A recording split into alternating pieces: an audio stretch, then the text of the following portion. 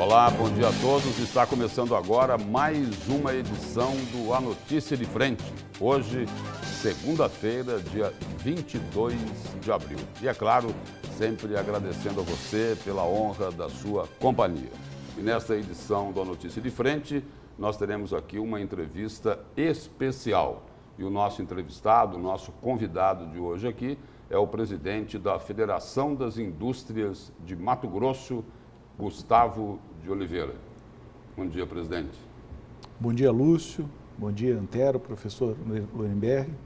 Importante a gente estar aqui, falar da indústria, falar do Estado e falar das soluções para o Estado de Mato Grosso. A indústria tem muitas soluções para oferecer, a gente vai poder debater muito isso aqui e mostrar esses caminhos. Bom dia, professor Lorenberg. Bom dia, Antero Paes de Barros. Bom dia, Lúcio. Bom dia, presidente. Bom dia, senador Antero. Bom dia, telespectador.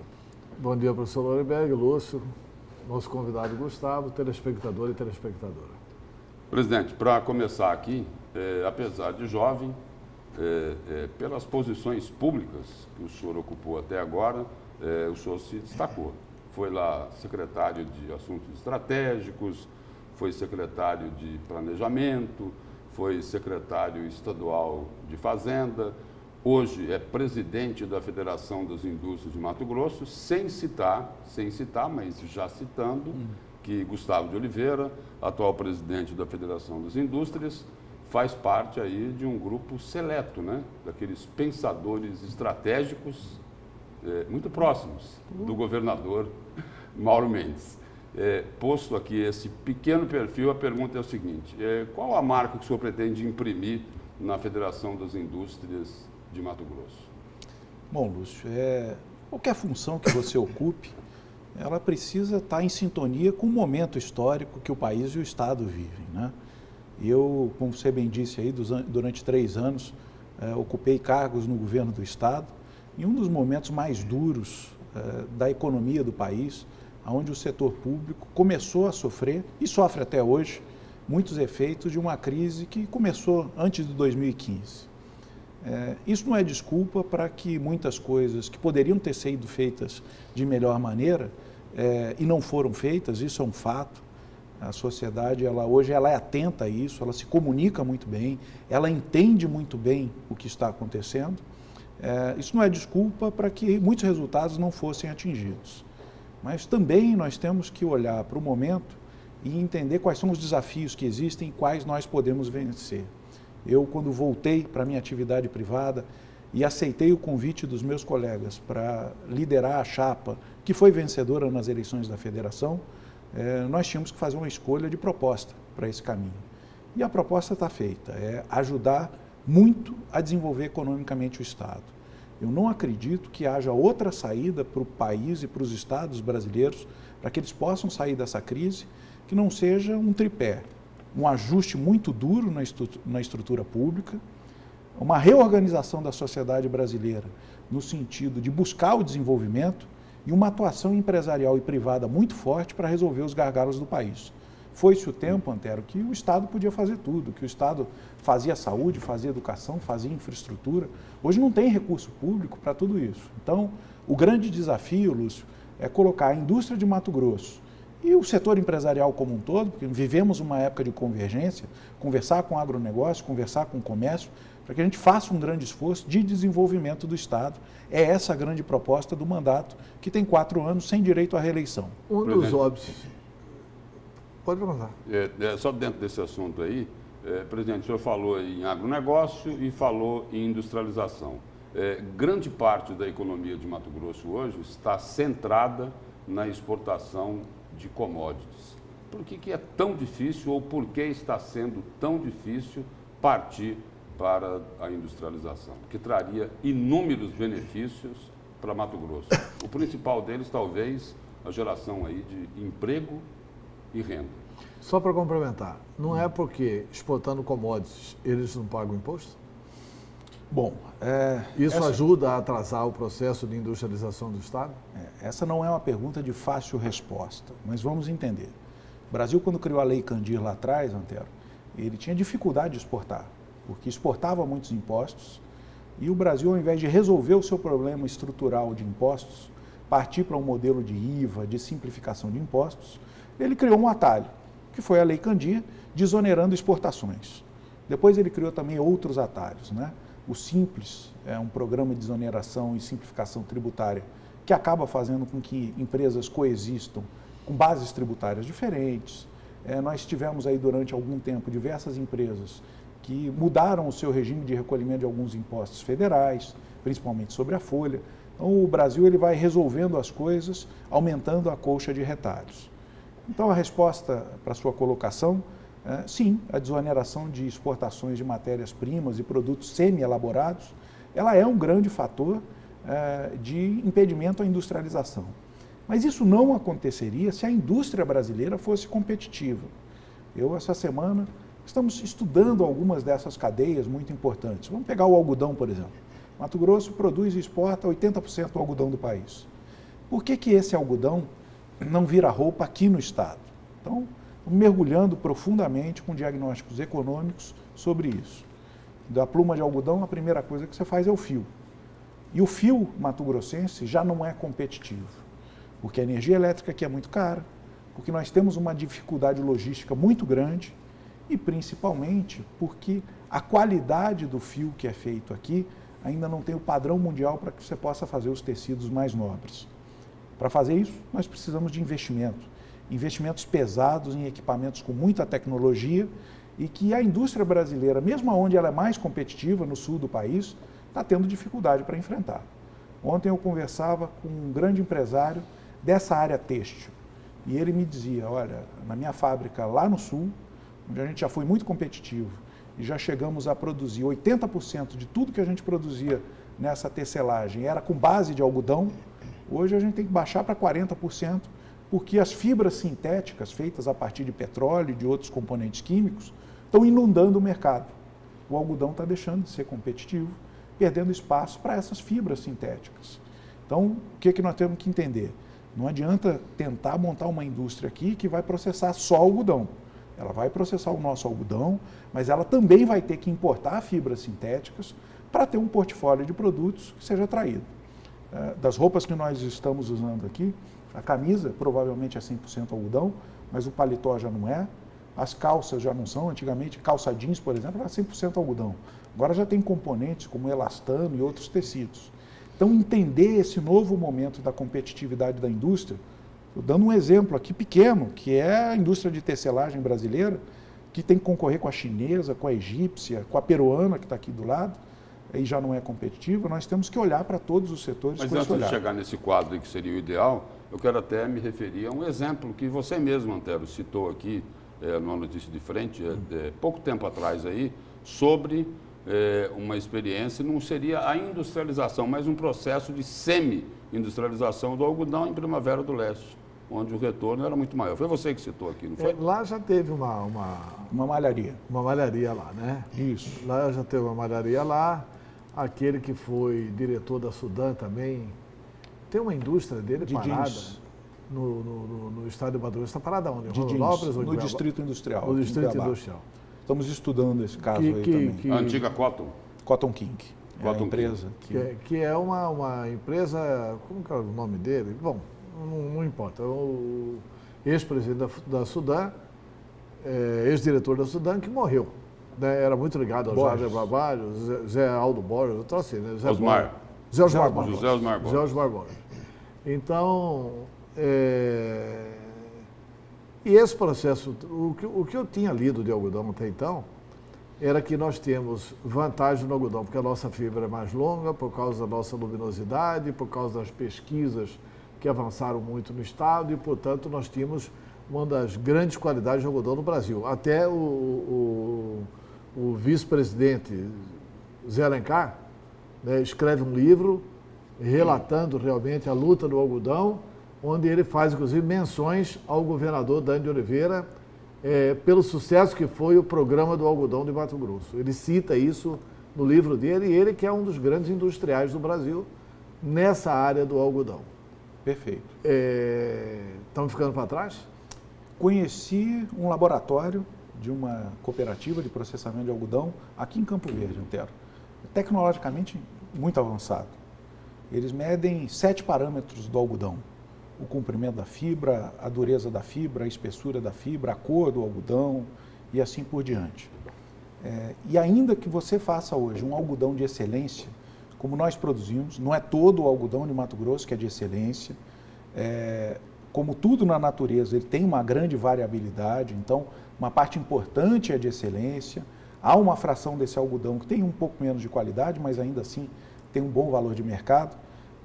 Ele hoje já não compete mais com as fibras sintéticas e com as fibras artificiais, como competia há 10, 15 anos atrás. Não compete porque as fibras são mais baratas, é isso? Porque elas são mais baratas, porque olha, para você fazer aí 1 quilômetro de fio de algodão no mesmo padrão, você precisa de muita tecnologia para pegar plumas de algodão e fazer com essa tecnologia 1 quilômetro de fio de algodão no mesmo padrão. Ele não pode variar na espessura, ele tem que ter a mesma resistência ao longo desse 1 quilômetro. Fazer uma fibra sintética, é um processo químico, é cozinhar. Você mistura ingredientes, coloca na temperatura certa, põe numa extrusora e não sai 1 quilômetro, não saem 10, 20, 50 quilômetros no mesmo padrão de fio. E aí você pega jeans, por exemplo. Hoje os tecidos de jeans, eles já podem ter aditivos que fazem com que ele tenha elasticidade, que não seja mais rígido, que ele seja mais leve, que ele tenha tratamento antibactericida, anti-cheiro, diversas tecnologias de tecido que o mundo inteiro está consumindo. Então a indústria ela é cada vez mais tecnológica e cada vez consome mais matéria-prima com grande tecnologia. Eu não estou dizendo que é impossível, eu não estou dizendo que nós nunca teremos algodão. Tanto é que a fibra que é feita aqui e que vira um fio, ele tem mercado no Brasil. Ele vira toalha, vira produto de cama, mesa, banho, vira camiseta, fora daqui. Que nós temos que aproximar as pontas. Qual é a ideia? Que nós possamos, de uma parte, vir trazendo a confecção para cá, treinar mais pessoas para fazer, para acabar os produtos, ainda que a gente tenha que trazer um pouco de tecido de fora, mas ao mesmo tempo incentivar que esse algodão que hoje sai daqui tem um alto incentivo a ser exportado ou processado em outros estados, ele possa ir e voltar na forma desse tecido acabado, até que a gente consiga fechar a cadeia e ter aqui malharia, tecelagem, tinturaria e todos os aspectos que nós precisamos para fazer tecidos competitivos no mercado. Para finalizar, numa camiseta de algodão tem 200 gramas de algodão. Isso quer dizer que se nós pegássemos toda a produção de algodão do estado, dava para fazer quase 10 bilhões de camisetas por ano. Falta gente no mundo, tem 7 bilhões de pessoas no mundo, dá mais que uma camiseta por pessoa. Então nós temos que desenvolver mercado, fazer toalha, fazer os produtos de cama, mesa e banho e outras alternativas para colocar esse algodão com mais valor agregado no mercado. Presidente, saindo um pouco fora, mas ainda mexendo com a questão da indústria, eu fui à busca do discurso que o senhor fez quando assumiu a presidência da Fiente e tem um trecho que eu gostaria muito da reflexão do senhor. É na indústria que está o grande motor de desenvolvimento econômico. É o setor industrial que vai dar as respostas mais rápidas. Quais são essas respostas e por que o senhor considera que a indústria é o motor do desenvolvimento econômico? Porque a indústria mudou muito, professor. Antigamente, a clássica indústria ela ficava num galpão, em geral até afastada da cidade, tinha uma chaminé jogando fumaça para cima, colhia água limpa e soltava água suja, e por isso até você isolava as indústrias da população. As indústrias não eram desejadas nas cidades, a não ser pela questão do emprego. Hoje, se você for a qualquer grande fazenda, dessas que batem recordes aí de produção de soja, milho, algodão, subir numa colheitadeira, essa colheitadeira é uma indústria sobre rodas. Ela pega um produto no solo, e o solo pode variar de nível, de largura, ela pega esse produto, limpa, peneira, padroniza, e se for algodão já sai em fardo, enrolado, se for soja já sai peneirada e limpa, já descarrega dentro do caminhão. Já é uma indústria primária sobre rodas. Cada colheitadeira dessa tem um sistema sofisticado, eletrônico de operação, que faz com que o operador seja praticamente um operador de computador, alguém que precisa de habilidades muito avançadas para operar esse equipamento. Só a John Deere, que é um grande fabricante de equipamentos industriais, ela coleta dessas máquinas dela em operação nos Estados Unidos mais dados do que circulam pelo Twitter, que é uma grande plataforma social no mundo. Esses operadores aí, para citar o exemplo que o senhor colocou, os operadores dessas colheitadeiras, eles têm que passar por um treinamento específico para poder realizar o trabalho deles. Muito. Eles são... Não dá para chegar, subir na colheitadeira e começar a trabalhar. De jeito nenhum. É o mesmo conceito de se operar uma grande usina hidrelétrica, uma usina nuclear, uma coisa qualquer dessas, de grande sofisticação, porque a máquina é assim. E atrás disso tem também quem dá manutenção nessa máquina, os fornecedores de peça e implemento para essas máquinas, os fornecedores de óleo, de combustível para essas máquinas, pessoas que trabalham na adaptação para que você possa trabalhar com essas máquinas, ao invés de diesel ou outros combustíveis fósseis, com biodiesel, com biocombustíveis. Então, há toda uma tecnologia industrial que ela não está mais contida lá na fábrica, não está restrita mais na fábrica. Antes, a sofisticação industrial ela não estava no produto, ela estava no processo industrial. Agora ela passa a ser do produto. E assim é para tudo, professor. Então, é na indústria, e não na sede da indústria, mas no produto que a indústria oferece para os seus clientes, para quem quer que seja, é que está o grande valor agregado. E é isso que pode mudar a nossa realidade. Por isso que a nossa mão de obra precisa ser cada vez mais qualificada. Pois é, e aí só um parênteses.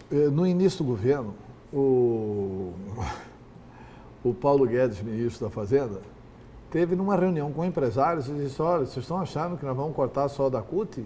Não, nós vamos cortar de vocês também. Vamos cortar o Sistema S. Porque o Sistema S e tal, e até agora não aconteceu nada, né? Não cortou nada, etc e tal. O que foi? Ele se rendeu à eficiência do Sistema S. Por exemplo, isso que o senhor está falando aí, da questão da qualidade do emprego. Você imagine um cidadão operar uma máquina dessa. Isso aí, quem qualifica o trabalhador é o Sistema S. Sim. É o Senai, o Senar, sim. É isso? Senai, Senar, Senac, um da indústria, outro do agronegócio, outro do comércio. São 9 instituições do Sistema S. Eu posso falar muito sobre o S da indústria. Sou diretor também na CNI em Brasília, mas também muito sobre SESI e Senai aqui no Estado. Antero, nós não temos uma grande estrutura industrial já pronta no Estado. O lugar comum aqui é o indivíduo que nunca trabalhou numa indústria, nunca entrou numa indústria, arranjar um emprego dentro de uma indústria e ter que ser capacitado para ser soldador. Então você pega aí um cara que no máximo tem conhecimento sobre pescar, sobre as coisas simples da vida, e ele tem que ser um soldador avançado, porque hoje ou ele solda muito bem, ou vem um robô para ele operar, que é um robô de solda. Então é uma coisa altamente sofisticada. Quem faz isso é o Sistema S, porque as empresas não têm condição de ter um simulador, um equipamento caro de treinamento para cada empresa. Nós inauguramos ano passado um Senai em Barra do Bugres. Lá tem 2 equipamentos, 2 simuladores de colheitadeiras agrícolas para cana, para outros insumos, onde o operador senta lá, como se fosse um simulador desses de pilotar avião, e ele senta, ele faz todas as operações nesse simulador virtualmente. O dia que ele senta de verdade numa máquina, ele já sabe o que fazer. Quanto custa um curso desse? 2, 3 mil reais. Qual é o trabalhador que tem condição de, para acessar um emprego, tirar do bolso 2, 3 mil reais para fazer isso? O Sistema S, Antero, ele cumpre essa missão. Ele faz isso, ele não faz isso para uma indústria, para 2 ou 3. Ele faz isso para a sociedade. Ele pega essa pessoa, qualifica e coloca ela no mercado de trabalho. Ele livremente vai buscar a empresa onde ele vai trabalhar. As críticas que o ministro Paulo Guedes tem feito ao Sistema S, e vamos ser sinceros, podem existir erros, desvios, problemas no Sistema S, como existe em todas as instituições brasileiras. Agora, não é porque você pegou um governador roubando que você vai acabar com os governos em todos os estados. Não é porque um deputado fez um desvio que você vai fechar a Câmara Federal ou vai fechar a Assembleia Legislativa. Não é isso. A gente tem que aprimorar as instituições. Então, o que nós temos conversado muito com o ministro Paulo Guedes, através de interlocutores da CNI e de outras representações industriais, é que o Sistema S, SESI e Senai, no caso da indústria, são indispensáveis para esse novo momento do país. Para terminar, o trabalhador brasileiro, gente, tem 1/4 da produtividade do trabalhador americano. Isso quer dizer que você precisa de 4 brasileiros para fazer na indústria o que um americano faz. O nosso desafio é evoluir 3, 2, até que o trabalhador brasileiro possa ter essa condição de produzir bastante. Presidente, no início da entrevista aqui, o senhor falou aí de um pensamento, de um plano estratégico para trabalhar as cadeias produtivas aqui em Mato Grosso. E a minha pergunta é a seguinte, o que é que Mato Grosso vai ganhar com isso? Bom, Lúcio, é natural que no país Na prática, inteiro... traduzindo isso.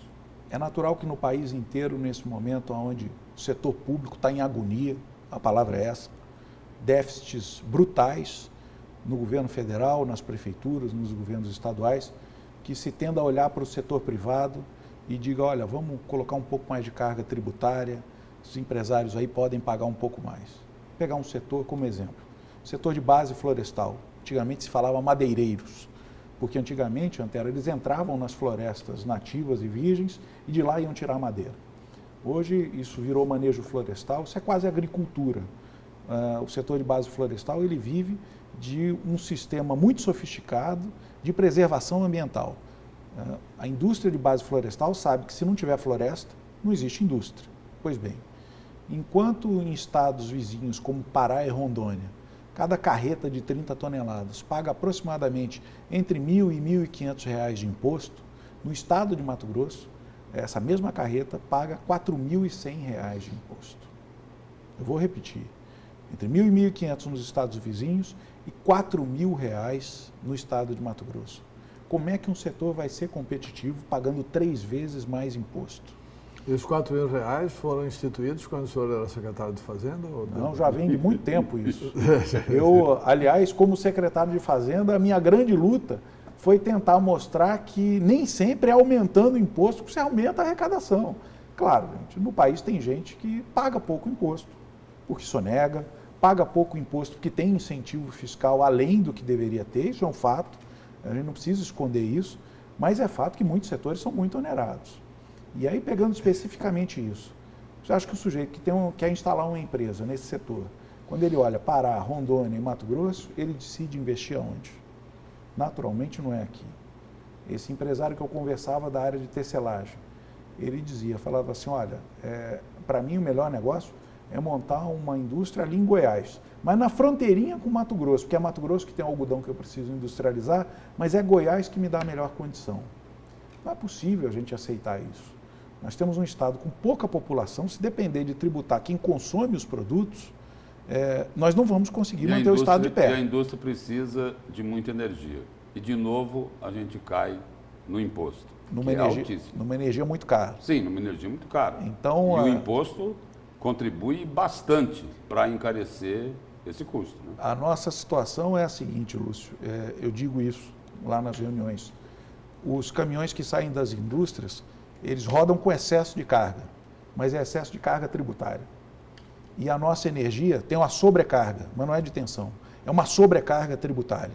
Esse excesso de carga nos dois elementos, insumos como combustível, energia, o custo logístico do Estado é violento. Nós estamos muito longe dos portos, somos um grande Estado exportador, estamos longe dos portos, a gente precisa reduzir o custo logístico, mas com inteligência, Antero, senão cada vez mais a gente facilita a saída de produtos sem agregação de valor. O senhor citava aí essa questão da produtividade e eu tenho uma curiosidade. O senhor falava que um trabalhador brasileiro da indústria produz 1/4 do que um americano produz na mesma indústria. Isso. Como é que se mede essa produtividade e o que fazer para que o nosso trabalhador, quais caminhos a gente deve percorrer para que o nosso operário esteja qualificado para ter o mesmo rendimento que o trabalhador americano? Bom, primeiro, um investimento brutal em equipamentos e tecnologia. Os equipamentos que têm mais tecnologia, que são mais modernos, fazem com que os trabalhadores produzam mais no seu turno de trabalho. Não precisa ir muito longe. Só pegar aí a indústria sucroalcooleira, antigamente você tinha aquela figura do boia fria, trabalhando para colher a cana na mão, com foice. E hoje são colheitadeiras automáticas, onde um só operador faz o trabalho de centenas de pessoas faziam na mão. Esse tipo de investimento aumenta a produtividade brutalmente. Você, ao invés de ter alguém soldando manualmente tudo, sempre vai ter o soldador para fazer algum acabamento, mas você ter um operador que opera um robô para soldar. Tudo isso aumenta demais a produtividade. E, além disso, ações simples que podem ser feitas no chão de fábrica. O Senai tem um programa que chama Brasil Mais Produtivo. É uma consultoria para indústrias, principalmente de pequeno e médio porte, que não podem acessar aí os grandes investimentos, para que elas possam melhorar a sua produtividade. No Brasil, as empresas que receberam essa consultoria tiveram, em média, um aumento de mais de 30% na sua produtividade. Muda layout de fábrica, muda especificação de equipamento, melhora turno de trabalho. Tem indústrias que passam de 60% de ganho de produtividade. Quer dizer, o sujeito trabalhando as mesmas horas na semana produz 60% a mais. É esse esforço que nós temos que fazer. E olha, não precisa ir para dentro da indústria, não. É só você andar um pouco pelo comércio, andar um pouco pelas ruas, você vai ver o tanto de coisas que atrapalham o nosso trabalhador, para que ele não possa estar focado, trabalhando e produzindo o tempo inteiro. Presidente, de cada R$1 que o setor público desonera da indústria, há estudos que demonstram que R$1,25 volta para esse mesmo setor público em forma de ICMS. O senhor pode comentar um pouco essa afirmação? Claro. Vou pegar uma indústria como exemplo, novamente. Vamos falar de etanol de milho. Uma indústria que deve receber aí mais de 8 bilhões de reais de investimentos nos próximos anos. Ela recebe uma tonelada de milho a pouco mais de R$600 e com essa tonelada de milho, ela faz etanol de milho, faz DDG, que vira uma ração de alto teor de proteína que aumenta a produção de carne, ela gera energia e ainda gera óleo de milho.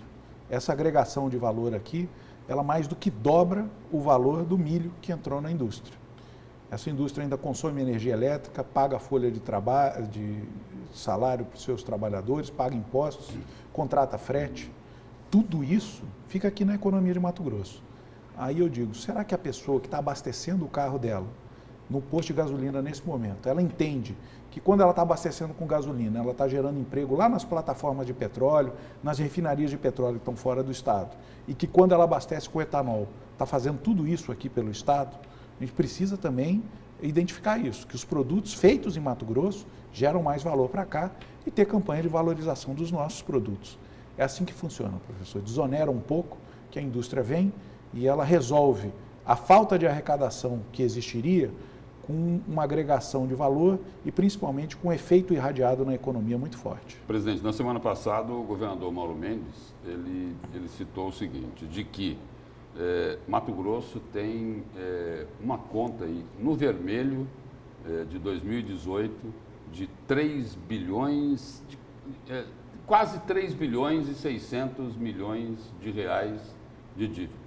Isso de um lado. Do outro, tem lá um total de incentivos fiscais de mais de 3 bilhões também. Tem alguma coisa errada nisso, não tem não? Precisa de um ajuste, mas o senhor responde depois do nosso intervalo comercial.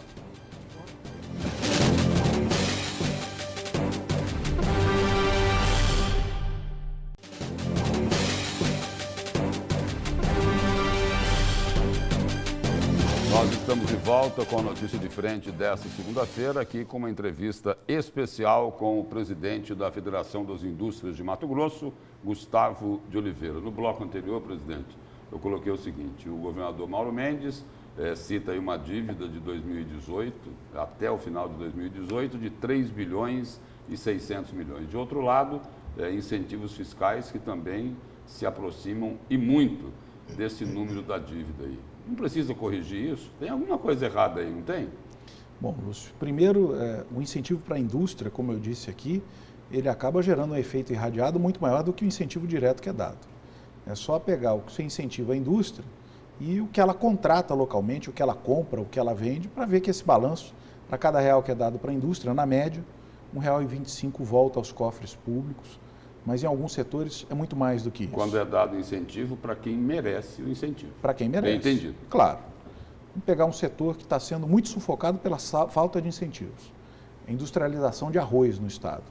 Nós já tivemos no estado mais de 2 milhões de toneladas de arroz plantados e industrializados aqui no estado. Hoje, como a indústria aqui não é competitiva, são apenas 500 mil toneladas, um quarto disso que é feito hoje. Essas indústrias não têm os seus programas de incentivo renovados há mais de 8 meses, perdendo competitividade e com um imposto mais caro, o arroz que é produzido no Rio Grande do Sul está entrando aqui no mercado.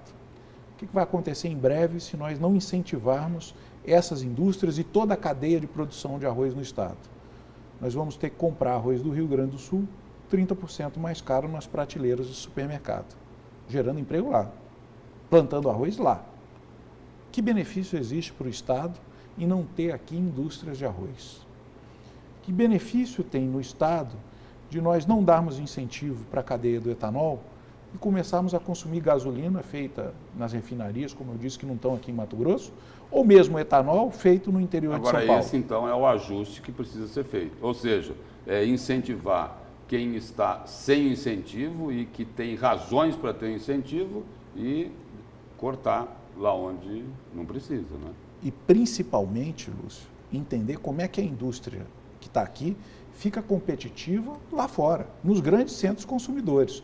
Como é que a gente, ao invés de colocar etanol de milho só aqui nos estados vizinhos, ou etanol de cana-de-açúcar também, etanol de uma maneira geral, como é que a gente vai lá em São Paulo ser competitivo lá, que é um grande mercado consumidor? É isso que a gente precisa fazer. E mais do que isso, Lúcio, o Estado também ele tropeça nas próprias pernas. Nós já podíamos ter aqui o gás, uma matriz energética importante, e por conta de um arranjo mal feito com Petrobras, com Bolívia, com não sei mais quem, o gás veio e fica soluçando há mais de 20 anos. O Estado precisa entrar numa agenda de melhorar a logística para reduzir custo, e patina nisso. É só dar condição que os empresários investem e vêm. Grande agenda do Estado para os próximos anos, ela tem que ser redução do custo aqui no Estado, os custos de produção principalmente, e atrair investimento externo, seja de outros estados do país ou até de fora do país, porque os nossos empresários investem pouco, porque têm poucos recursos, e nós somos muito tímidos na atração de investimentos. Eu gostaria de indagar o seguinte, porque uma das questões da indústria é que a energia nossa é muito cara e o imposto sobre a energia é muito caro. E tem surgido opções, por exemplo, se eu quiser colocar na minha propriedade rural, né, uma energia solar, né, eu posso pegar todas as energias que eu pago no meu apartamento, no meu escritório, na minha propriedade rural, pegar todos esses endereços e construir aqui uma usina solar, que vai ser o sol que vai alimentar essa usina, e coloca isso na rede, e aí a minha conta praticamente zera aqui fora. Isso não pode ser feito na indústria, não? Com essa tecnologia já bastante desenvolvida no mundo e que já chegou em Mato Grosso? Pode, e inclusive... E aí não baratearia o custo da questão da energia? Porque, na verdade, o industrial vai produzir a energia para consumir na sua própria empresa e ainda pode receber um excedente ou pagar uma taxa simbólica da Energisa, que é a distribuidora. Isso não está sendo pensado? Pode. Pelo setor industrial? Mas nós temos um programa, que é o Programa de Energia Sustentável na Indústria, que faz isso, Antero. Ele primeiro vai lá, reduz o consumo da indústria com eficiência energética, depois vai atrás de alternativas mais baratas, que podem ser a geração por biomassa, a compra de energia no mercado livre ou até a geração solar. Precisa de investimento. Uma indústria solar, muito diferente de uma pequena residência, aí, onde a pessoa, às vezes, com 20, 30 mil reais, deixa a residência independente em termos energéticos. Na indústria, esses investimentos, às vezes, passam de milhões de reais. Precisa de investimento. No momento onde o país oferece pouco crédito, onde o empresário tem alta capacidade ociosa, e aonde o governo olha para isso que você está dizendo, que você pode montar uma unidade e distribuir por outras, e diz, olha, a gente tem que tributar, tem que tarifar isso aí, porque está usando a rede elétrica como um todo, a rede de distribuição elétrica, o empresário olha e diz assim, como é que vai ser essa conta? Como é que vai ser essa tarifa que vão cobrar quando eu produzir num lugar e mandar para o outro? Não está claro ainda, então as grandes empresas não investem. Esse é o problema do país. Cada vez que a gente cria uma alternativa, o ambiente regulatório quer mudar. Tem que ter regras estáveis por 10, 12 anos. Não deu certo, vira. Esse é o tempo que o empreendimento industrial precisa para pagar o seu investimento. Não adianta falar em indústria sem olhar para um ciclo de 10 anos, que não acontece. Aí a gente só vai conseguir pequenas indústrias e baixo investimento. Presidente, o governador atual foi presidente da Fiente. E o senhor foi secretário de Estado. Não haveria aí uma possibilidade para evitar essa situação toda uma melhor conversa a respeito disso? Ou o governo não está tendo a prioridade que o senhor acha que deveria ter? O grande problema, professor, é como é que nós fazemos a travessia. Porque é certo que se o governo abrir mão de algumas taxas e impostos muito altos hoje no Estado, o desenvolvimento econômico vem e repõe isso. Mas precisa de um tempo para fazer isso. Lúcio bem colocou, o Estado hoje ele tem dificuldade para pagar fornecedores, dificuldade para honrar compromissos em áreas essenciais, saúde, segurança e educação. Como é que nesse momento um governador de Estado, ainda que ele entenda de indústria, pode abrir mão de receita? Essa é a equação que não fecha. Nós vimos algumas declarações aí importantes do ministro da Economia, dizendo que vai antecipar os royalties do pré-sal para que eles sejam entregues aos estados para tampar esse buraco nas contas públicas. Aliás, ele tem dito mais do que isso. Menos Brasília e mais Brasil, que vai tirar a arrecadação centralizada de impostos que nós temos no país e vai passar mais recursos com livre autonomia para estados e municípios. Isso é muito bom, isso é muito positivo, mas nós temos que fazer uma outra reflexão. O Estado tem como função essencial promover, por exemplo, saúde ao cidadão. Será que ele tem que ser dono de hospital? Será que não existe um modelo onde ele possa contratar serviços de maneira mais eficiente do que se ele operar? E vamos olhar, o Estado, quando ele abre uma unidade, ele tem que fazer concurso público. E nós sabemos que no Brasil a estrutura do serviço público ela é muito mais cara do que a privada. Ele vai ter que comprar equipamentos por meio de licitação, que nem sempre garantem o menor custo operacional. A Lei 8666, que é a lei de licitações, ela garante o menor preço de compra dentro daquela especificação feita. Mas nada garante que comprar barato vai te fazer operar barato aquela estrutura. É igual você comprar um carro muito barato. Ele é muito barato, mas às vezes ele consome mais gasolina, consome mais pneu, tem um custo de manutenção maior. Então, o que nós temos que discutir não é só a redistribuição de recursos, é como é que o Estado brasileiro vai ser pelos próximos anos. Vou dar 2 exemplos, o senhor citou minha passagem pelo setor público, eu pergunto e ninguém consegue me responder. Por que existe uma regra em todos os estados que 25% dos impostos importantes tem que ir para a educação? A lógica de quem trabalha com educação tinha que ser o contrário. Quanto é que eu tenho que investir em um aluno para que ele tenha uma educação de qualidade? R$500 por mês, R$1.000 por mês, R$2.000 por mês? Não sei quanto é.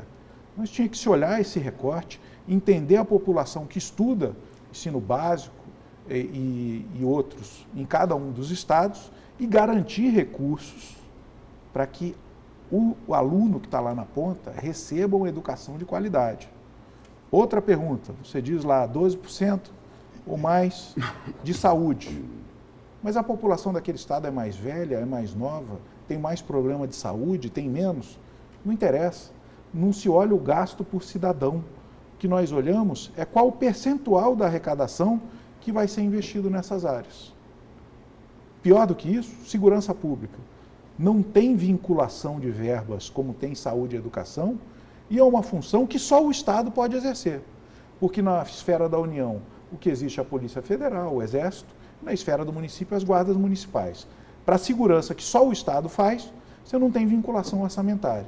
Aí vai acabando o dinheiro, o governador tem que cumprir as regras, ele vai espremendo de onde não tem vinculação, e aí a gente vê números de segurança ruins no país. Presidente, o senhor fala em distribuição de recursos. Agora já começou a se falar, junto com a reforma da Previdência, numa reforma tributária. O governo federal, o ministro Paulo Guedes, fala em unificar alguns impostos e contribuições federais. Aí a gente tem lá a CSLL, né, a Contribuição Social sobre o Lucro Líquido, aí diz que vai unificar com o IPI, Imposto sobre Produtos Industrializados, só tem um pequeno detalhe, né? As bases são diferentes. Qual a visão do empresariado sobre isso? Tem que recalibrar tudo isso. O empresário não aguenta mais contratar gente para ficar no escritório fazendo conta. Uma empresa de engenharia, Lúcio, que eu conheço, ela tem mais gente no escritório, contadores e burocratas, do que engenheiros. Como é possível isso? Como é possível um país ser competitivo se você cada vez mais cria amarras? Olha só, a gente fala hoje no mundo em digitalização. Você hoje, Lúcio, entra aí no computador ou no celular mesmo e transfere grandes quantias de dinheiro de uma conta sua de um banco para outra conta de outro sujeito, em outro banco, que não tem nada a ver com o seu, e isso cai quase online. Tenta transferir um veículo nesse país para você ver a burocracia. Do lado de quem está vendendo, tem que pega um documento, reconhece firma, vai no cartório, o outro que está comprando vai, copia, notifica o Detran e tal, já é um transtorno grande. Dentro da máquina pública, nós mapeamos isso uma vez no Detran, são mais de 17 etapas diferentes até fazer essa transferência. Algo que podia ser muito simples, tão simples quanto transferir dinheiro como a gente faz no sistema bancário. Essa burocracia vai matar o setor público, vai matar o país, nas empresas e dentro do setor público. A gente precisa soltar as amarras e é isso que o ministro quer fazer, simplificar o país. Eles vão soltar agora, em maio, 80 medidas de simplificação e desburocratização do país. Eu quero crer que isso vai ser muito bom para o ambiente empresarial brasileiro. Eu gostaria de registrar o seguinte. Recentemente nós tivemos um acontecimento em Sinop, numa indústria lá, numa barragem, e que acabou dando um grande problema ambiental lá e tal. Isso foi noticiado por todo o estado de Mato Grosso. E tem duas situações aqui que eu entendo que as autoridades ambientais deveriam agir para impedir. Parar onde está. Como está a obra neste momento, tinha que ser paralisada imediatamente, porque nós não estamos tendo bom senso e estamos, assim, em busca da maximização do lucro, destruindo determinadas coisas que são inaceitáveis. Por exemplo, a questão do Pantanal. Tem uma pequena, e é pequena, hein? Pequena central hidrelétrica sendo construída no Rio Mutum, né? Acima ali da ponte que vai para Mimoso, etc. e tal. Então tem uma pequena central hidrelétrica sendo construída ali.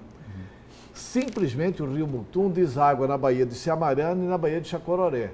São as duas baías de água doce, as maiores bacias do mundo. É o berçário do Pantanal. Os peixes do Pantanal vão para lá.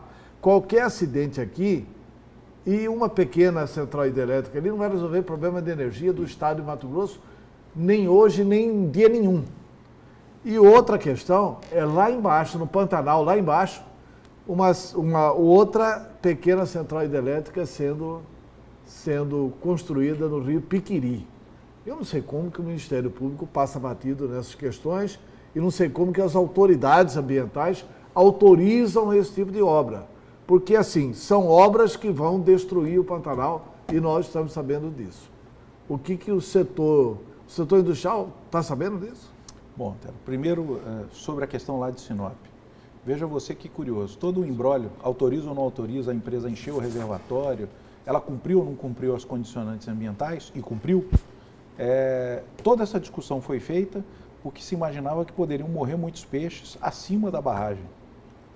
Superada essa discussão, a empresa teve autorização para começar a operar e os peixes morreram abaixo da barragem. Veja que todo o cumprimento da legislação e todos os mecanismos de fiscalização e ambientais não previram o que ia acontecer para baixo. A discussão foi barragem para cima. E aconteceu sim um problema para baixo, a gente não tem que esconder isso. E lá foi montada uma grande força-tarefa para fazer um aprendizado do que aconteceu, para que isso não aconteça em outros locais. A análise prévia diz que a água que passou depois da barragem revirou o fundo do rio e com isso a turbidez da água aumentou e por isso os peixes morreram. De novo, se nós temos licenciamento ambiental para essas hidrelétricas que estão sendo construídas no entorno do Pantanal, como você está dizendo... É porque parece que pequenas centrais hidrelétricas prescindem, né, de licenciamento ambiental, então eles vão fazendo a valentona. Elas prescindem é uma coisa de um grande assustadora, estudo. né? Elas prescindem de um grande estudo, que é o EIA-RIMA. Mas elas têm que fazer um estudo de impacto ambiental. Veja bem, se a lei autoriza e tem essas licenças, é um direito do empreendedor estar lá empreendendo. Outra discussão é se nós vamos criar leis que restringem isso ou não. O governador já anunciou, por exemplo, que vai proibir a pesca. Não a pesca, mas que você transporte esse peixe no barco ou que você tire ele do rio. Com o nosso aplauso. Alguns estados já fizeram isso. Ótimo. Foi uma medida muito positiva. Vai fortalecer o turismo, vai fortalecer uma indústria sem chaminé. Porque o sujeito que vai fazer o turismo é muito mais frustrante para ele não pegar nenhum peixe, turismo de pesca, do que pegar e ter que soltar, concorda? É muito frustrante. Hoje, com câmera fotográfica no celular, o sujeito pesca, ele tira uma foto e já mostrou, não precisa levar o peixe para casa para mostrar que pescou. Até porque parece que vai estipular que não pode trazer para casa, mas pode comer lá. Pode comer lá no barco. Pode comer lá e tal, ótimo, beleza. Tal. Então, Então, assim, vai ser muito mais agradável. Muito mais agradável e vai encher os hotéis aqui do Pantanal de turistas, etc. Muito mais. Para quem gosta desse tipo de esporte. Muito mais. Então é isso que a gente precisa, ter coragem e mudar as leis que não interessam a gente como sociedade. Nós não temos que olhar o Estado, olhar o empreendedor, olhar só o cidadão. Nós temos que ter coragem de propor leis boas para a sociedade. Presidente, voltando à questão da industrialização do arroz. Na década de 80, os anos 80, o governo estimulou, incentivou muito a produção de arroz. Logo veio o maquinário e os grandes produtores aumentaram essa produção. Agora o senhor está dizendo que parte dessa produção não chega a ser industrializada. Qual a medida que o governo deveria tomar e qual a iniciativa da Fiente diante dessa situação toda? Bom, primeiro nós estamos cobrando do governo do Estado a regularização do módulo que garante a essas indústrias de beneficiamento de arroz a sua competitividade. Um pouco de redução de carga tributária, mas com contrapartida social, geração de empregos, investimentos e uma série de outros quesitos. E a partir daí, incentivar o plantio de arroz, que é algo que foi se perdendo. Eu disse aqui, nós hoje plantamos em Mato Grosso 1/4 do arroz, já foi plantado 500 mil toneladas ao invés de 2 milhões de toneladas.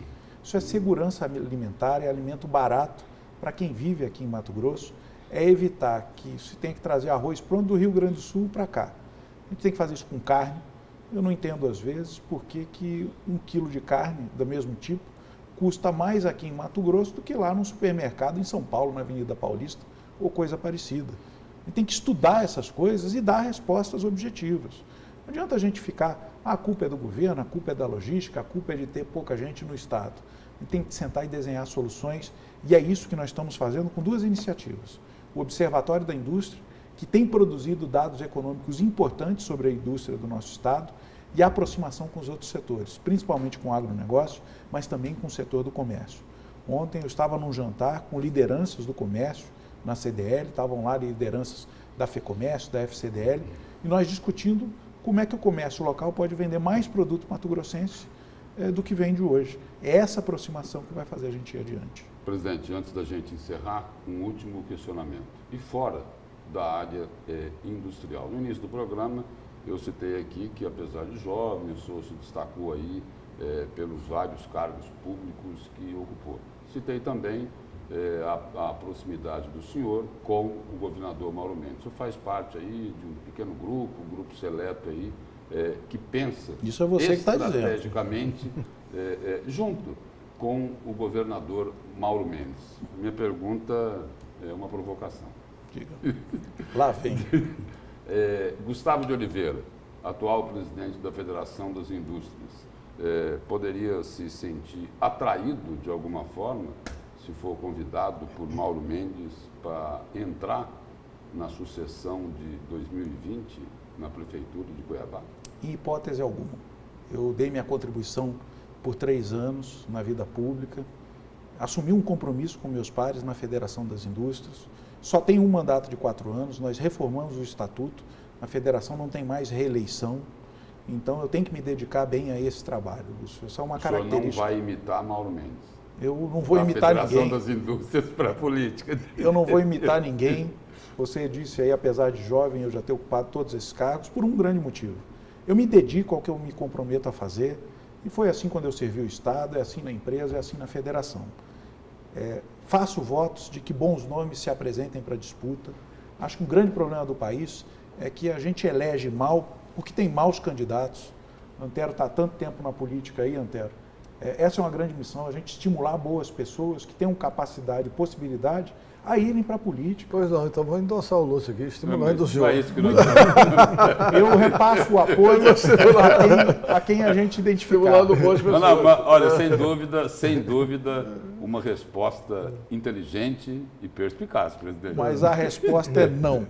Não para 2020, não enquanto eu for presidente da Federação das Indústrias. Esse é o meu foco e é isso que eu tenho que fazer E quando que termina seu mandato? 4 anos, Antero. Eu ainda tenho muito tempo pela frente. Não, pois é, vai dar para 2022? Ainda não vai dar. Eu escapei dessa também. Presidente, obrigado pela presença e pelas informações aqui no Notícia de Frente. Obrigado, eu agradeço a vocês e digo claramente a todos que estão aí nos assistindo, o futuro é o desenvolvimento econômico, é assim que você consegue um emprego melhor, é assim que você consegue mais renda para a sua vida, é assim que o país e o Estado se desenvolvem. Acreditem nisso, é isso que a gente vai buscar. E nós vamos agora ao nosso intervalo comercial e a Notícia de Frente volta daqui a pouquinho.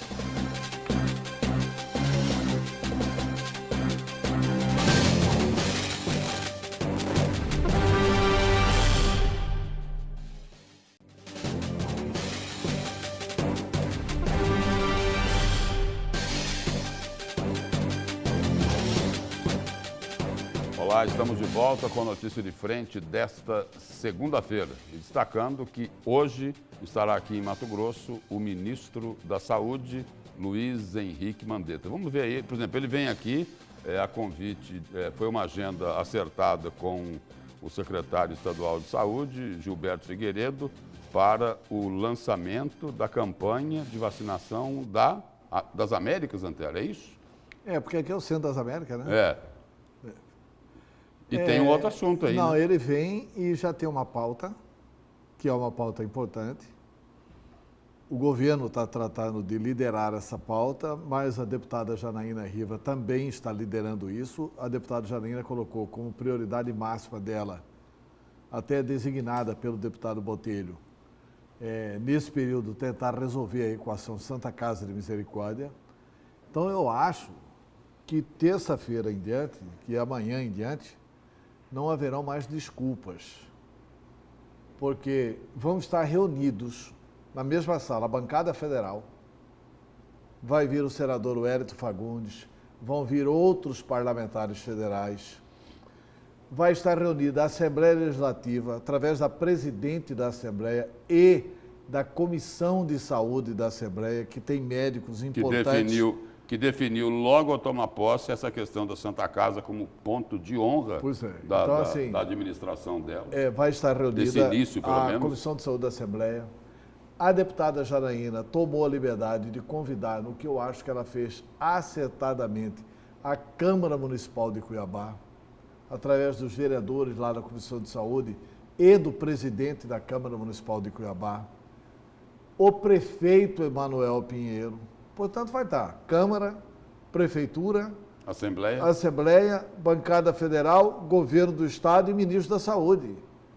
Eu acho que vai ser o momento ideal, e aí é que eu tenho defendido que o prefeito Emanuel Pinheiro, com todas as críticas que eu tenho feito a ele, mas ele foi perspicaz ao não apressar a intervenção na Santa Casa. Porque ele quer retirar a intervenção desta situação. Por isso que ele adiou para amanhã, para terça-feira, o anúncio definitivo sobre a posição da Prefeitura em relação à intervenção ou não na Santa Casa. Exatamente, é por causa dessa reunião. Porque ele não quer fazer uma coisa isoladamente, ele quer fazer uma coisa comprometidamente. E nisso ele é político, habilidoso, ele está correto. Ele tem que comprometer esses outros agentes, governo federal, governo do Estado, Assembleia Câmara de Cuiabá e tal. Eu acho que numa reunião dessa, comandada pelo governador, com a presença do ministro da Saúde, eu acho que tem tudo para ser uma reunião de altíssimo nível. Até porque o ministro da Saúde, ele disse o seguinte, que ele se comprometia em ajudar a Santa Casa de Cuiabá com a liberação de recursos, desde que tivesse um plano de ação bem detalhado, mas uma coisa é certeza que o ministro da Saúde vai querer. Ele vai querer, e qualquer que seja a negociação, qualquer que seja o acordo nesse auxílio Santa Casa, ele vai querer o aval do governo do Estado. Sim, vai querer o aval do governo do Estado, e esse interventor não tem que ser uma coisa aqui do bolso do colete do Emanuel. O Emanuel não tem essa credibilidade. E acho até que ele, ao não ter determinado a intervenção, ele está publicamente reconhecendo, sem dizer, de que não tem essa credibilidade. Ele quer nomear juntamente com Mauro Mendes e com o governo federal, porque a prefeitura sozinha não dá conta disso.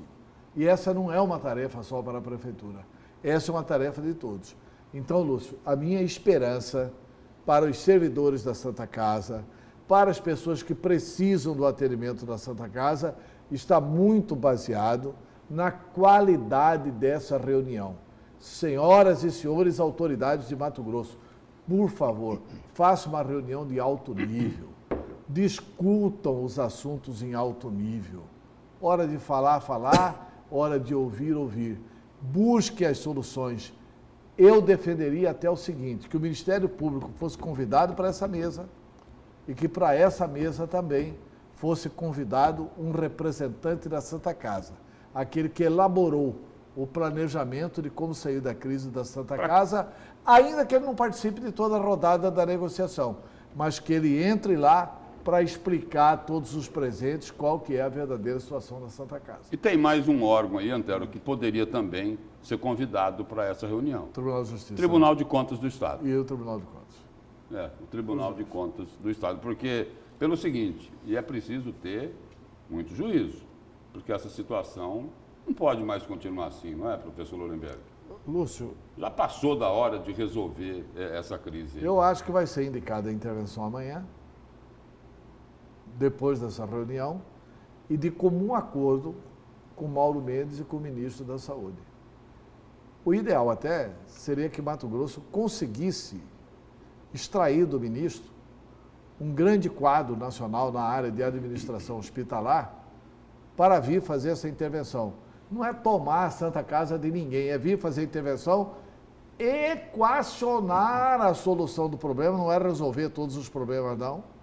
Dar encaminhamento correto à solução e depois falar, olha, é assim que faz, daqui para frente façam assim. E naquela Aqui, primeira devolve. reunião, Antero, na primeira reunião, só para complementar o que você colocou aí, na primeira reunião que teve lá em Brasília, do secretário de Saúde do Estado, Gilberto Figueiredo, depois de uma conversa que ele teve com o governador Mauro Mendes, nesta primeira conversa lá com o ministro se comprometeu nesses recursos que seriam liberados para resolver o problema financeiro da Santa Casa, de incluir aí uma espécie de uma consultoria, que é para o dia seguinte da Santa Casa.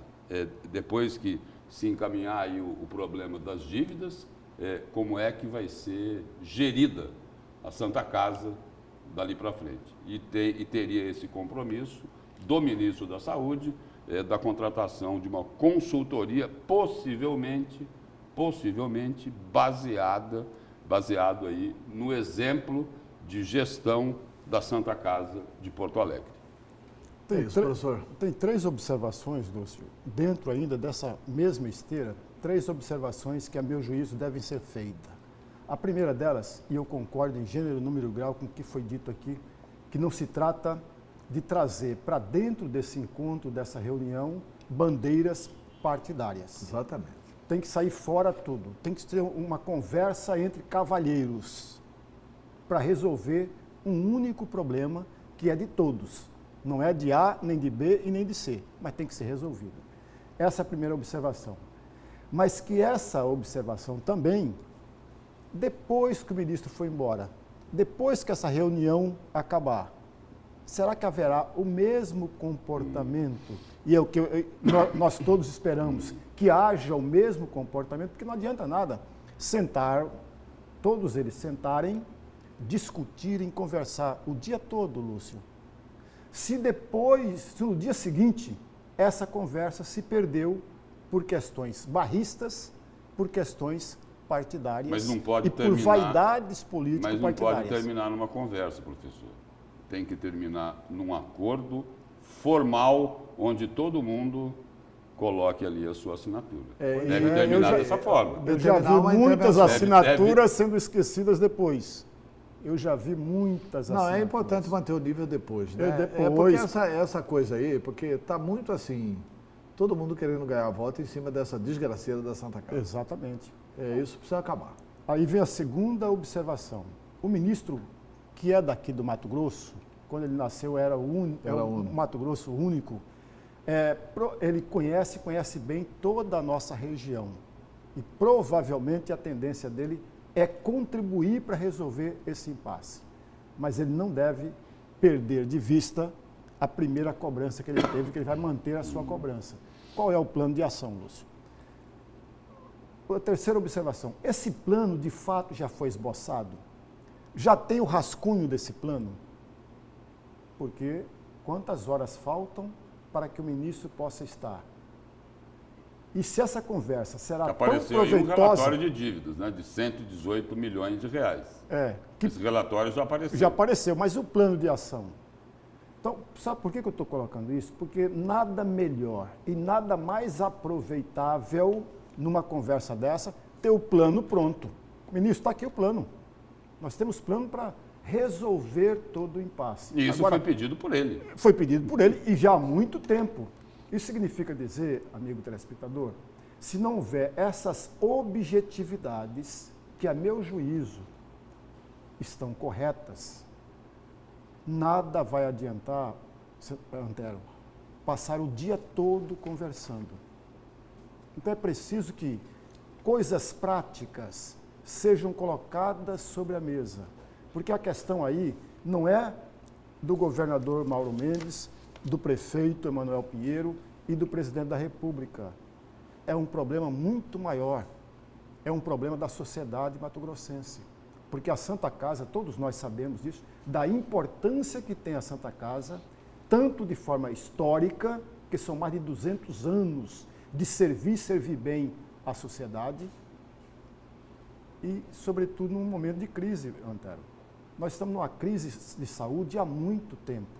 A ausência de um hospital do porte, do tamanho e da importância da Santa Casa torna essa crise muito pior. Essa é a questão. Muito pior. Bom, e nós vamos seguindo aqui, dizendo que os servidores ativos do Poder Executivo Estadual devem ficar atentos às novas regras sobre a licença-prêmio. Elas fazem parte de um decreto publicado pelo governo de Mato Grosso. E Antônio Carlos Silva explica para a gente essa novidade. O Decreto 90 foi assinado pelo governador Mauro Mendes no dia 16 e publicado no Diário Oficial do Estado no dia 17. Os 33 artigos tratam da licença-prêmio a que têm direito todos os servidores públicos. O decreto, na verdade, traz muito benefício para o servidor público. A gente torna de forma automática a concessão da licença-prêmio, então são benefícios, né? Eu acho que tudo que vai agregar, que vai melhorar a situação, que vai melhorar a administração pública, é sempre bem-vinda. No Poder Executivo de Mato Grosso, são 60 mil funcionários públicos ativos, como regra prevista na Lei Complementar 04 de 1990, a cada 5 anos trabalhados, o servidor tem direito a 3 meses de licença. É um prêmio dado ao funcionário público que desempenha suas funções corretamente. É uma previsão na Lei Complementar 04 de 90, que a cada 5 anos o servidor ele tem direito a 3 meses de licença-prêmio. Conforme o Decreto 90, o servidor do Poder Executivo não precisará mais requerer a licença-prêmio. Antigamente o servidor ele tinha que requerer esse benefício. Agora não, ele vai ter de forma automática. A gestão de pessoas do órgão, se verificar se ele completou todos os requisitos da concessão, ele já vai poder conceder isso sem o servidor pedir. O Fórum Sindical ele foi convidado a participar de uma reunião na semana passada, onde o secretário de Planejamento e Gestão, que acumula 2 pastas hoje, o Basílio, ele nos apresentou, um dos itens que ele apresentou nessa reunião foi a questão da necessidade de emitir um decreto, né, governamental do governador, firmando mais as regras, intensificando mais as regras para concessões e gozo da licença-prêmio. E aí ele apresentou alguns parâmetros, algumas diretrizes que estariam contidas nesse decreto, que a gente vê que é uma coisa bem detalhada e que não está longe da legislação vigente, que é a Lei Complementar 04 de 1990, que é o nosso Estatuto do Servidor, a 555 que rege os militares, né? Tem a 293. Então, tem algumas mudanças na lei que ele está querendo intensificar para criar regras para esse gozo, para gozar esse prêmio, né? E se delimitar sanções para que os planejadores, os secretários, as pastas, force os servidores a usufruir desse prêmio. O Decreto 90 também limita o tempo máximo para o servidor público usufruir a licença-prêmio. Até 2 períodos, de licença-prêmio, que daria 10 anos, ele não vai poder deixar acumular o 3º período. Se o servidor fica com a liberdade de se programar, por exemplo, ele passa 15 anos na carreira, ele vai lá e não goza nenhuma das licença-prêmios de 5 em 5 anos, ou seja, ele acumulou 9 meses de licença-prêmio sem gozo. Isso vai acumulando, porque o servidor público, em que pese que a gente tem esse direito, muitos servidores públicos deixam acumular. Não são todos, é a minoria, mas segundo a alegação dele, na época da aposentadoria, o Estado está ficando com um passivo considerável, porque aí o servidor quer receber, não goza a licença-prêmio e aí pede esses valores em forma de indenização, coisa que não acontece nos poderes. Por exemplo, o Ministério Público e o Judiciário, tanto os promotores quanto os servidores públicos de carreira desses órgãos, tanto os magistrados como os servidores públicos do Judiciário, eles têm o direito de receber em espécie. O executivo que executa as ações, que são os policiais, os professores, os profissionais de saúde, desde 1999, através dessa legislação que vem coibindo os nossos direitos e transformando o cobertor cada vez mais curto para o Poder Executivo, nós não podemos receber em forma de pecúnia, um abono pecuniário, e não podemos converter isso em dobro para a nossa aposentadoria. As leis orgânicas do Ministério Público, da Assembleia, do Tribunal de Justiça, da Assembleia Legislativa, do Tribunal de Contas, permite esse acúmulo. Para o presidente do Sindicato dos Servidores da Saúde Estadual, o governo de Mato Grosso, ao invés de criar regras mais rígidas para os funcionários públicos, deveria redefinir o valor de dinheiro que é repassado aos demais poderes através de duodécimos e dos incentivos fiscais dados a empresários. Quem está passando frio é só nós do Executivo, porque os demais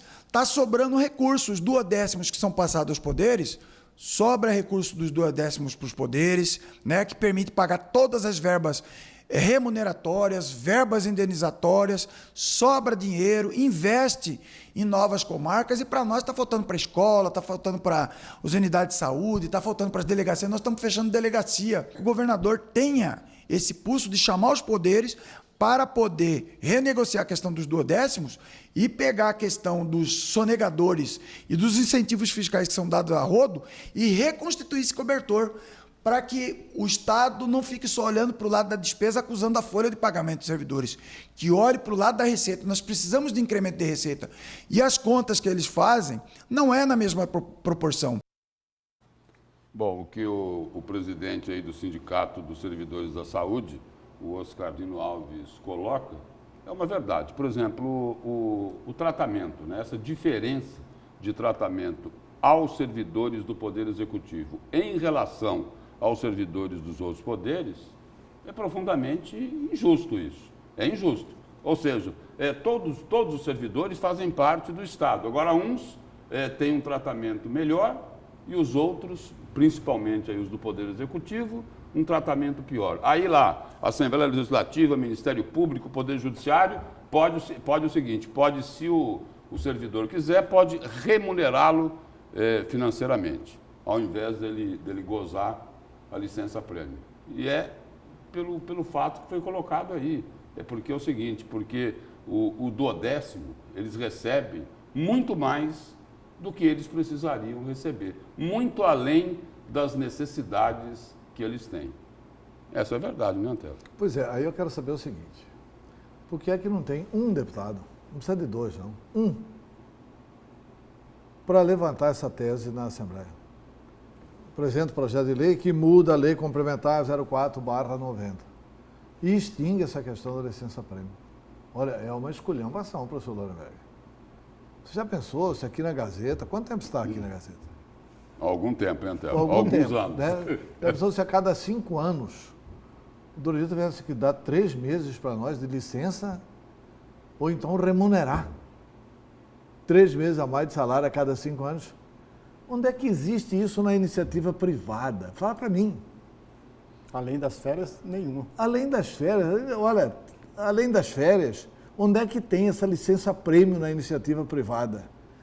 E isso aí parece que não, vamos fazer aqui, vamos aprovar. Aí os servidores públicos vão lá e batem palma e tal. Aí o setor privado fica sem receber a escola, a saúde, o transporte coletivo, etc. E tal. Mas acho que isso não é só aqui, né, Antero? Não deve ser só em Mato Grosso, Não, essa o questão lobby da licença, de servidor público da licença prêmio. é do Brasil inteiro. É do Brasil todo. Pois é, mas, Lúcio, a começar do seguinte, se a direção aqui quiser nos mandar embora, pode nos mandar, não pode? Nós somos seletistas, pode nos mandar. A começar que tem uma coisa que é a questão da estabilidade no emprego, que tem muita coisa favorável a essa questão da estabilidade no emprego e tem algumas coisas que são dissabores na questão da estabilidade no emprego. Outra coisa, esses benefícios aqui, porque assim, você está absolutamente correto quando fala assim, o servidor do executivo está sendo Injustiçado. Verdade. E os servidores dos tribunais, do Ministério Público, do Legislativo, etc. e tal, a cada 5 anos... Estão sendo privilegiados. Recebem 3 meses a mais. Estão sendo privilegiados. Tá bom. Mas é culpa de cada poder isoladamente. É culpa da falta de compreensão. O Ministério Público não acha que é Estado. Propõe isso para o Ministério Público, vê se o Ministério Público aceita. O Tribunal de Contas não acha que é Estado. A Assembleia Legislativa não acha que é Estado. Não tem uma voz na Assembleia para propor uma mudança disso. Olha, os servidores públicos, a exemplo de todos os trabalhadores brasileiros, terão direito a 13º salário, 33% a mais no salário de férias e 1 férias por ano, não podendo remontar 2 férias, tendo que gozar e não podendo comprar férias. É simples, esse Estado precisa ser organizado. Esse Estado não pode continuar assim. Quando eu digo esse Estado, eu não estou falando do Mato Grosso, não. Estou falando até da União, dos governos dos estados e tal. Porque se for essa baderna aqui, eu acho que isso tem que mudar. Eu acho que é um grande sacrifício do setor privado, de ver faltar a escola do seu filho e tal, blá, blá, blá, blá, enquanto no setor público essa possibilidade existe. Mas enquanto isso não acontece, não pode ter, por exemplo, dentro do Estado, servidores de 2 categorias. Não é? Pois é, mas por exemplo, você não aí pode... é o seguinte, o do Executivo é um servidor de 2ª categoria, porque é, a licença-prêmio ele não pode retirar em dinheiro. A RGA foi suspensa porque o Estado não tem condições de pagar, em função aí da lei de responsabilidade fiscal, pelo comprometimento da Receita. Só que aí os servidores dos outros poderes podem tudo. Pois é, Lúcio, mas Podem aí é tudo, o seguinte, quando no Brasil for uma ditadura, aí faz assim, olha, nenhum poder pode mais receber isso. Enquanto no Brasil for uma democracia, não tem que ter lei.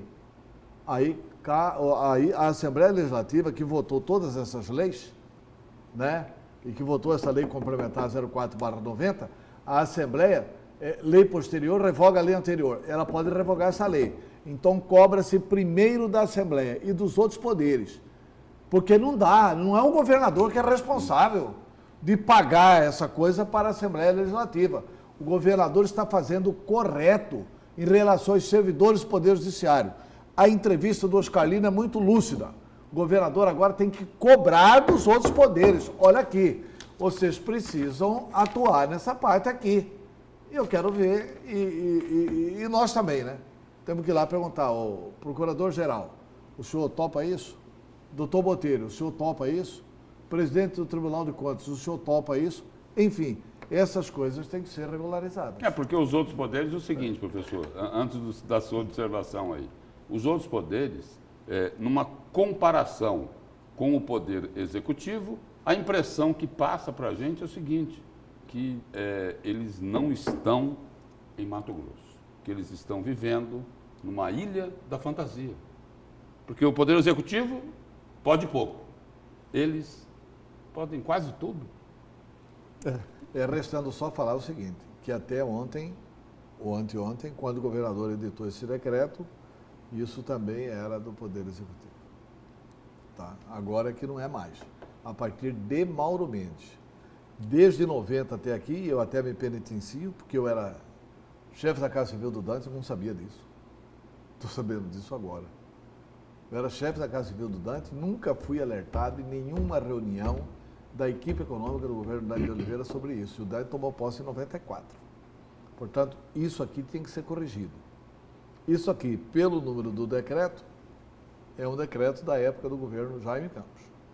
Quer dizer, a lei complementar foi aprovada durante o governo Jaime Campos. Deve ter sido iniciativa de algum deputado. Ou pode até ter sido iniciativa do Poder Executivo. Agora, isso precisa mudar. O Mauro Mendes está correto de mudar, mas o Mauro Mendes ainda está mudando só no sentido de não pagar. Eu acho que tem que mudar tudo. Tem que mudar no sentido de não gozar também. Alto lá. Vamos garantir o 13º pago, sem trabalhar, porque essa é uma conquista do trabalhador brasileiro. Agora, garantir 13º e mais 3 meses a cada 5 anos, não dá, né? Olha, tem um item que todos nós deveríamos discutir, eu penso dessa forma. Não adianta nada, Lúcio, o governador agir de forma correta, como agiu, e cobrar dos outros poderes, porque a sua cobrança pouco vai resultar em coisa alguma. Porque, Lúcio, quem tem privilégios jamais vai abrir mão dos seus privilégios. Os funcionários do judiciário jamais vai querer perder privilégios que tem. O Legislativo a mesma coisa, o Ministério Público a mesma coisa e o Tribunal de Contas a mesma coisa. Então, qual é a iniciativa que tem que ser tomada? Quantos números de funcionários existem? 100 mil funcionários no Executivo? 100 e poucos mil. Esses 100 mil funcionários que não são de fato 100 mil, são 200 ou um pouco mais, porque tem mulher, tem filho, tem isso, tem aquilo, que são mais de 200 mil votos. Pressionar a Assembleia Legislativa para, através de lei, equilibrar o jogo. Porque cabe exatamente à Assembleia Legislativa.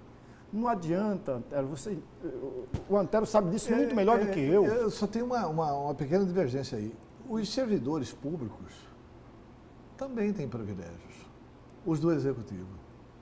Ou não é um privilégio a cada 5 anos você ter 3 meses de licença? É ou não é um privilégio? Comparado com a iniciativa privada. O que teria que fazer é os 3 milhões de eleitores de Mato Grosso, 3 milhões e meio de eleitores de Mato Grosso, não votar mais em deputado que só olha isso. Que só olha isso. Não pode olhar só isso. Tem que olhar o Estado, tem que olhar a floresta. Eu acho que assim, é uma injustiça com o servidor do Executivo. Comparado com os outros poderes. Exatamente. Mas é uma injustiça com a população de Mato Grosso, aí engloba tudo, até o servidor do Executivo. Porque o primo pobre de toda essa história, Lúcio, continua sendo o Executivo, continua sendo o funcionário do Executivo, falando de poderes. O primo pobre de verdade é da iniciativa privada. Né? Não, a gente está tirando a iniciativa privada fora, né? Não, tem alguém muito mais pobre aí. A Defensoria Pública? Não. Tem alguém muito mais pobre. Antero, enquanto lá os servidores do Poder Executivo, eles têm que gozar a licença-prêmio, não é isso? Sim. Eles não a podem... partir de hoje. Não, eles não podem receber, não é isso? É a partir de hoje. Enquanto os servidores dos outros poderes, ou eles podem acumular lá na aposentadoria, ou eles podem retirar em dinheiro, eles fazem aquilo que eles bem entenderem. E aí o seguinte, o primo pobre, sabe quem é? A sociedade. Que paga toda essa conta. A sociedade é que paga essa conta. Toda essa conta. É que paga toda essa conta. É quem está aqui fora de tudo isso aí. Quer dizer, o trabalhador aí que ganha salário mínimo, que ele deixa o imposto dele lá, quando ele compra o arroz, o feijão, não é isso? E por isso o imposto tem que ser caro para pagar essa conta. Claro. O imposto, vocês têm que aumentar o imposto para aguentar pagar essa conta. E aí o primo pobre é a sociedade. Está correto, Lúcio. E dessa forma nós chegamos ao final da Notícia de Frente desta segunda-feira. Obrigado, professor Lorenberg Alves, obrigado, Antero Paz de Barros, e nós estaremos de volta amanhã às 6 da manhã. Até lá e um bom dia.